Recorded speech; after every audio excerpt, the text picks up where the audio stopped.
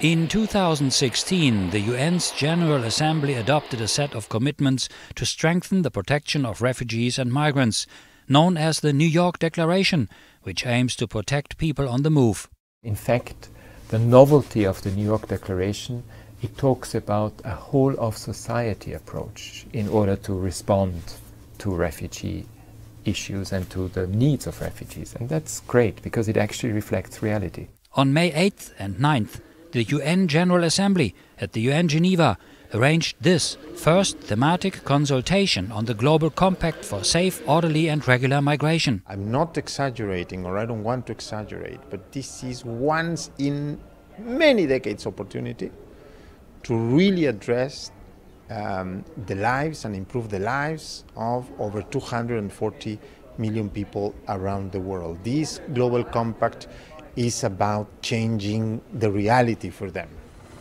So far, the reality for migrants is one of traumatic experiences that can only be remedied by compassionate aid workers. Clearly, the crew gets deeply emotionally involved, because it's one thing to see these tragedies on TV in your living room, but it's different here, to see for yourself the inhumane conditions of these people, but their strong will to live. Si crea davvero questo forte legame che poi è l'attaccamento alla vita. We have to make sure that all our discussions are focused on the actual individual, the human person, the migrant, but also on the local communities, the host communities.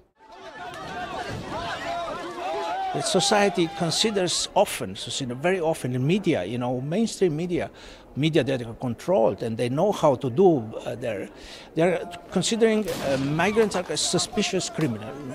So if somebody is a migrant, it's already suspected. And this is certainly the thing that the she would like to help to overcome. The cherry picking of information which perpetuates sensationalism and negative stereotypes can hide the truth lying behind the decision to move, which too often is prompted by extreme poverty, famine, natural and man-made disasters, violence and persecutions. The consultations on the Global Compact on Migration is an unprecedented opportunity for the international community to shift from a reactive approach to an effective response to the human reality. But let us not forget that Europe is made of migrants, centuries and centuries of migrants.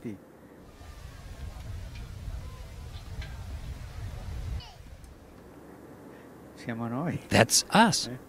The magnitude of migration was always big, but it happened in the part of the world that media did not care much about it. The biggest part of migration is still in the countries we do not follow that closely.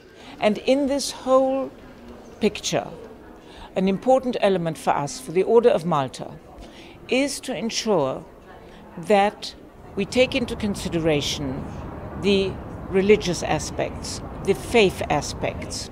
Defending the inalienable rights of migrants is a moral duty and ethical responsibility. The outcome of the negotiations on this Global Compact in 2018 will serve as the litmus test of fraternity and solidarity among the family of nations. Its success will not be measured by the number of meetings, but only by the tangible benefits for migrants and refugees. So it means at the end of 2018 we'll have a new document that is meant to be a new answer to a new situation. The journey is so hard, The journey is so hard, but we thank God. When there is life, there is hope.